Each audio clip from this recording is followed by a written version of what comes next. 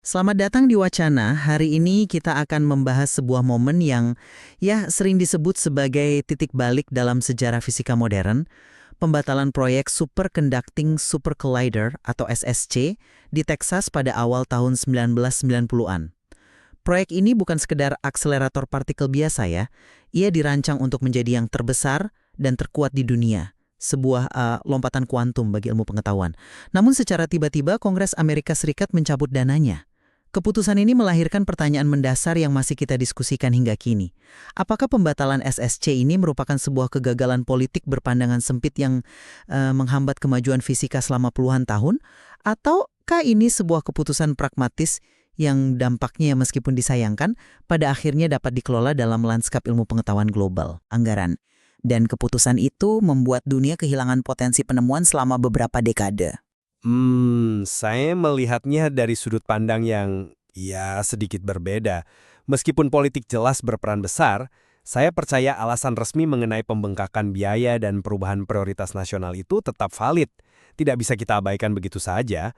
Menurut saya, kemajuan ilmiah yang terjadi sesudahnya itu menunjukkan bahwa ilmu pengetahuan hanya istilahnya dialihkan, bukan dihentikan secara fundamental sih. Ini kisah yang jauh lebih kompleks daripada sekedar kesalahan politik sih. Posisi saya cukup jelas dan didasari oleh konteks sejarahnya. Alasan resmi yang disodorkan, pembengkakan biaya, menurut saya itu hanyalah sebuah dalih yang nyaman. Konteks sebenarnya adalah geopolitik. Selama Perang Dingin, proyek-proyek ilmiah dan militer raksasa itu kan tidak pernah benar-benar terhambat oleh apa yang kita sebut pembengkakan biaya. Ada semacam cek kosong yang tersedia demi menjaga keunggulan teknologi dan keamanan nasional atas Uni Soviet. Coba lihat saja sejarah akselerator partikel besar lainnya di abad ke-20, di Brookhaven, Fermilab, dan Stanford. Biaya itu bukan penghalang utama selama tujuannya jelas, mengalahkan Soviet.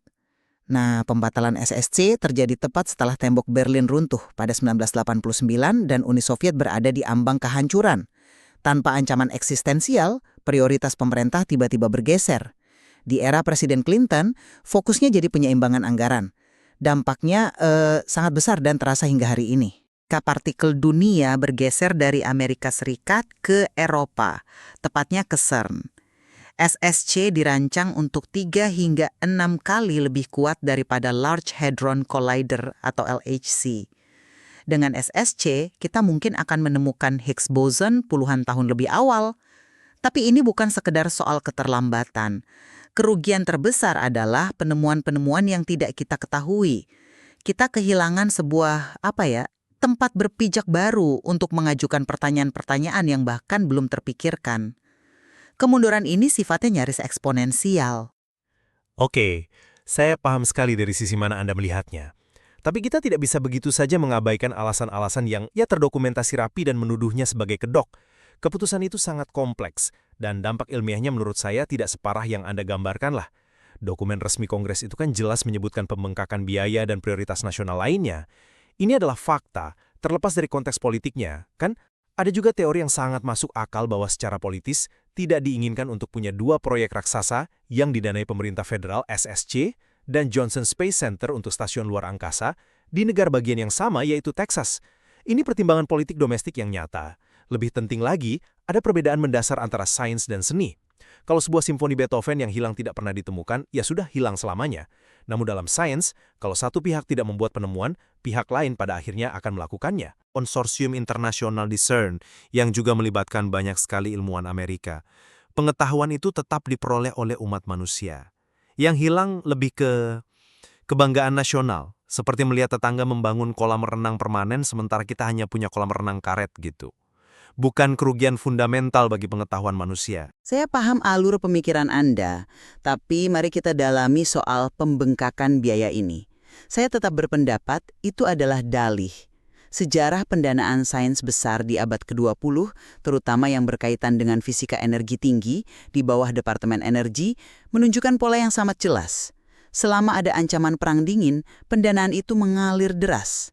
Tiba-tiba, setelah 1989, Kongres menjadi sangat sadar anggaran. Perdamaian pecah di Eropa, dan tiba-tiba kita menjadi sangat peduli dengan defisit. Bukankah ini terlalu kebetulan? Dokumen resmi seringkali menjadi alat politik untuk membenarkan keputusan yang dasarnya sudah dibuat karena pergeseran prioritas yang jauh lebih besar dan fundamental. Poin Anda tentang perubahan iklim politik itu valid. Tapi ada satu hal yang mengganjal saya. Kita tidak bisa berasumsi bahwa masalah biayanya tidak nyata sama sekali. Sangat masuk akal bahwa tanpa tekanan geopolitik untuk menjadi nomor satu dengan cara apapun, pemerintah mulai melihat anggaran secara lebih rasional. Proyek ini kan awalnya diestimasi sekitar 4,4 miliar dolar pada 1987, dan pada 1993 angkanya sudah membengkak menjadi lebih dari 11 miliar dolar. Dalam iklim pasca Perang Dingin, di mana ada tuntutan untuk dividen perdamaian, angka seperti itu menjadi sulit untuk dibenarkan, terutama dengan adanya proyek besar lain seperti stasiun luar angkasa internasional yang juga butuh dana besar.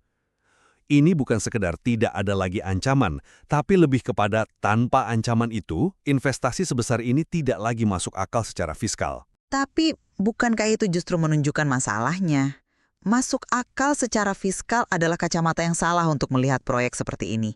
Kalau kita menerapkan standar yang sama pada program Apollo, kita tidak akan pernah sampai ke bulan. Biaya program itu, kalau disesuaikan dengan inflasi, jauh melampaui SSC. Jadi, menurut Anda, seandainya Perang Dingin tidak berakhir, apa Kongres akan begitu saja menghentikan proyek ini hanya karena anggarannya membengkak 2 kali lipat? Saya sangat meragukannya. Mereka akan menemukan cara untuk mendanainya, seperti yang selalu mereka lakukan. Ini bukan soal angka di atas kertas, ini soal kemauan politik. Dan kemauan itu lenyap bersama tembok Berlin. Manfaatnya abstrak. Menemukan partikel subatomik yang eksotis. Bagaimana Anda menjelaskan kepada pembayar pajak di Ohio mengapa mereka harus mendanai terowongan raksasa di Texas untuk mencari sesuatu yang bahkan para fisikawan pun kesulitan menjelaskannya? Tanpa narasi persaingan global yang mendesak, argumen SSC menjadi jauh lebih lemah. Jadi ini bukan sekedar dalih, ini adalah realitas politik dan fiskal di era baru. Dan disitulah letak tragedinya. Realitas fiskal itu telah mengorbankan skala kemajuan ilmiah yang sebenarnya. Kerugiannya sangat besar. Saya ingin menekankan ini. SSC bukan sekedar mesin yang sedikit lebih baik. Kekuatannya bisa mencapai 3 hingga 6 kali lipat dari LHC. Ini bukan hanya soal menemukan Higgs boson lebih cepat. Itu adalah hasil yang sudah bisa diprediksi, sebuah kepastian. Ini tentang potensi menemukan hal-hal lain pada tingkat energi yang lebih tinggi, unknown unknowns, atau hal-hal yang bahkan tidak kita sadari bahwa kita tidak mengetahuinya. Itulah inti dari penemuan fundamental. Dengan membatalkan SSC, kita menunda lompatan kemampuan ini selama puluhan tahun. Tapi narasi kerugian katastrofik itu menurut saya terlalu dibesar-besarkan. Narasi ini membingkai kemajuan ilmiah sebagai perlombaan linier yang dipimpin oleh satu negara. Kenyataannya lebih seperti maraton global yang kompleks. Ya, Amerika Serikat kehilangan kesempatan untuk memimpin di putaran itu, tapi sains tidak berhenti. CERN pada akhirnya membangun LHC dan menemukan Higgs. Sekarang mereka sedang berupaya meningkatkan energinya. Kemajuan tetap terjadi, meskipun dengan jadwal dan lokasi yang berbeda. Pengetahuan itu tidak hilang, hanya tertunda. Gagasan tentang penemuan yang hilang itu, ya sepenuhnya bersifat spekulatif. Tentu saja spekulatif. Semua penemuan besar di garis depan pengetahuan pada awalnya bersifat spekulatif. Tidak ada yang tahu pasti apa yang akan ditemukan Einstein dengan relativitas umumnya. Justru itulah gunanya alat seperti SSC, untuk mengubah spekulasi menjadi data, untuk membuka cakrawala baru. Mengatakan bahwa kita tidak tahu pasti apa yang akan ditemukannya adalah argumen untuk membangunnya, bukan menentangnya. Kita kehilangan kesempatan untuk berdiri di pijakan yang sama sekali baru dan melihat lanskap fisika yang mungkin sama sekali berbeda dari yang kita kenal sekarang. Ini bukan soal penundaan, ini soal kehilangan satu generasi pertanyaan yang tidak pernah sempat kita ajukan. Saya rasa alur berpikir itu tidak sepenuhnya tepat karena ada sisi lain dari spekulasi, resiko. Anda bertaruh miliaran dolar untuk sesuatu yang mungkin tidak ada. Dari sudut pandang manajer program atau politisi, LHC adalah taruhan yang lebih aman. Model standar memprediksi Higgs boson ada di rentang energi yang bisa dijangkau LHC, jadi ada target yang jelas.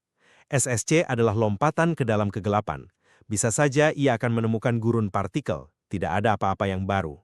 Dalam iklim anggaran yang ketat, bukankah lebih bijaksana untuk mengambil langkah yang lebih pasti, meskipun lebih kecil, daripada lompatan raksasa yang beresiko? Sains pada akhirnya akan sampai ke sana, langkah demi langkah. Tapi kepemimpinan itu penting. Ketika satu negara memimpin dengan ambisi besar seperti SSC, ia mendorong batas-batas pengetahuan secara lebih agresif dan lebih cepat untuk semua orang. Sebelum pembatalan SSC, Amerika Serikat adalah pusat gravitasi dunia untuk fisika partikel. Semua orang melihat ke sana. Melepaskan kepemimpinan itu memperlambat laju kemajuan secara keseluruhan, tidak hanya memindahkannya ke tempat lain. Ini lebih dari sekedar gengsi nasional atau menemukan satu partikel. Ini tentang ambisi kolektif umat manusia untuk mendorong apa yang mungkin, yang membutuhkan investasi dan kepemimpinan yang berani. Ketika pemimpin dalam sebuah ekspedisi tersandung, seluruh barisan akan melambat.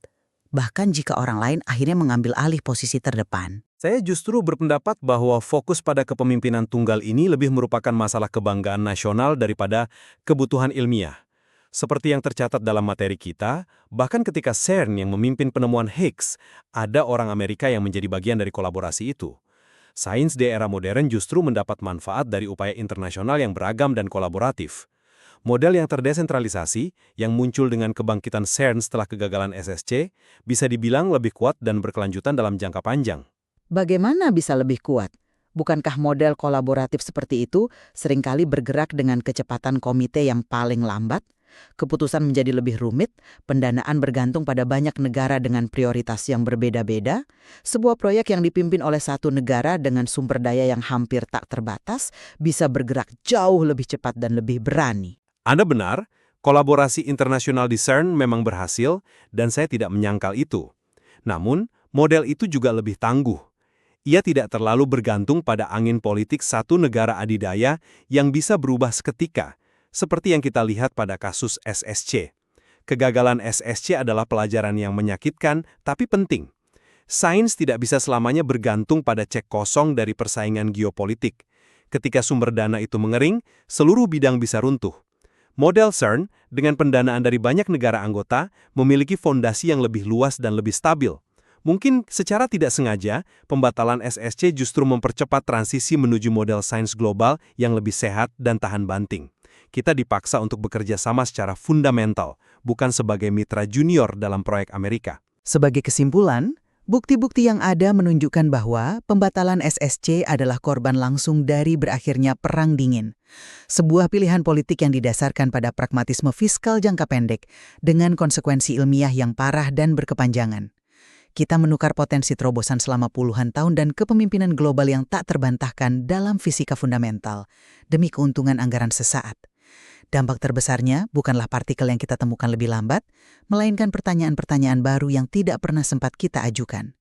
Kita tidak akan pernah tahu penemuan apa yang telah kita korbankan di altar perubahan geopolitik. Sementara konteks Perang Dingin tidak dapat disangkal, saya menyimpulkan bahwa pembatalan SSC adalah keputusan yang jauh lebih kompleks yang melibatkan pertimbangan anggaran yang nyata, prioritas nasional yang bersaing, dan politik domestik yang rumit.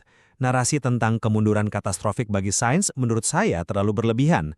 Sifat ilmu pengetahuan adalah ia akan selalu menemukan jalan untuk maju melintasi batas-batas negara. Penemuan Higgs boson oleh konsorsium global di Eropa adalah bukti nyata bahwa pengetahuan tidak terikat oleh satu proyek atau satu negara. Yang hilang adalah supremasi Amerika dalam bidang ini, bukan kemajuan fundamental bagi kemanusiaan.